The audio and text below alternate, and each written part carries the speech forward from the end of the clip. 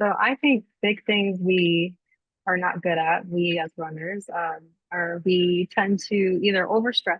So we all think about mobility as stretching. So if I just stretch all my muscles all the time, then I'll be prepared. Sometimes we need a little more dynamic stuff. And kind of the other part that I'm going to say is we don't do the strengthening part that needs to be incorporated so that we can actually propel ourselves and be in that efficient running speed.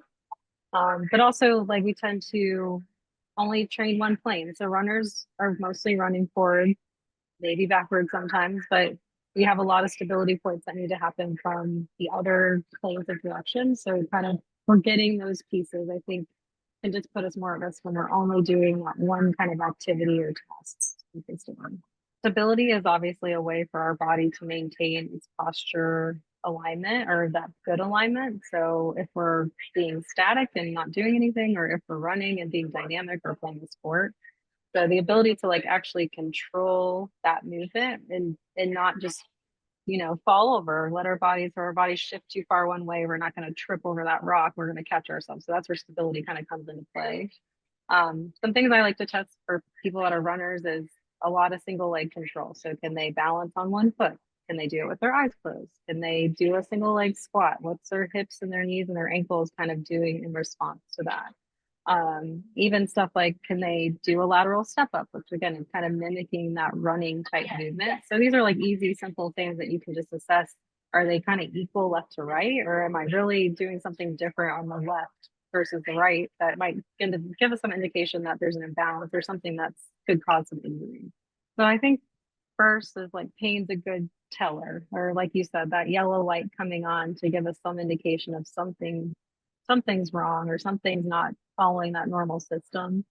So like a lot of times if we have a narrow like base of support when we're running, or even like that tight IT band like you were talking about, Lisa, that might start to tell us like, are our hips not doing their job stabilizing, or are we starting to collapse there? So as we're running from side to side, that's going to then change our stride. So now our stride's smaller or shorter, or we're landing more with a heel strike versus like on that midfoot, which just then again, it's starting to tell us like we're not as efficient, we're not able to do and propel as well. And if you're now in this repetitive exercise for a long time, what are we kind of breaking down long term from that? I think they can all be great tools. I think you just got to figure out what you like. Because there are a lot of things out there that I think can get cumbersome or too much. And again, my big thing is I want you to do those pieces that are going to help you continue to run. So if it's like I have 25 things and I don't do any of them, let's not do that. Let's focus on a strength routine that is kind of building that you can do, or a mobility routine that's consistent. But I think those are great tools to again help you increase load or strength if we're doing stability focus, or like with the Theragun for that massage gun, or even like a foam roller that can help increase mobility or get circulatory like system moving so that you can stretch more into those ranges. So I think they can be great tools, but I also don't think they have to be part of your routine if that's not kind of your method or your mode. So what role do you think that whole body movement and alignment play in supporting the hips?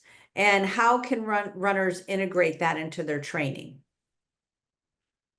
I mean, so back to normal, this is our big focus is like everything's connected. Our whole kinetic chain is obviously affecting as we move every day, as we run and do more dynamic movement. So I think, again, like you said in the beginning, runners all focus on their legs, or they're just at least running. But, core is a big component, even up to our posture and how we're holding ourselves upright is a big piece, which is going to affect the efficiency of your stride, the efficiency of your actual propelling yourself forward. Is my body rotating left to right as I swing my arms?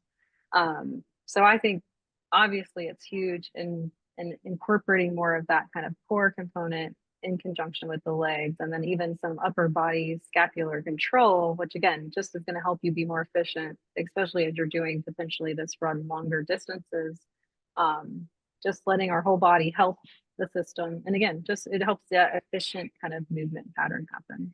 My big proponent that I try to stress to my patients is like meet your body where it is. Like don't try to rush back into like what your training pattern was before, because it's probably not at that moment.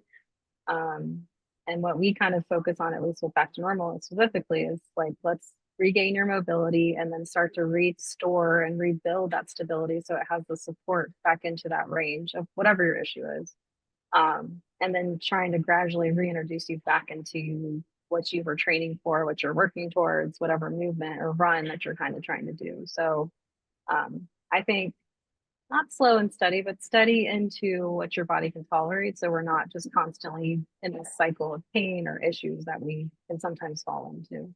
Well, do you have any other thoughts for our runners? And then I'll open it up to see if anybody has any questions.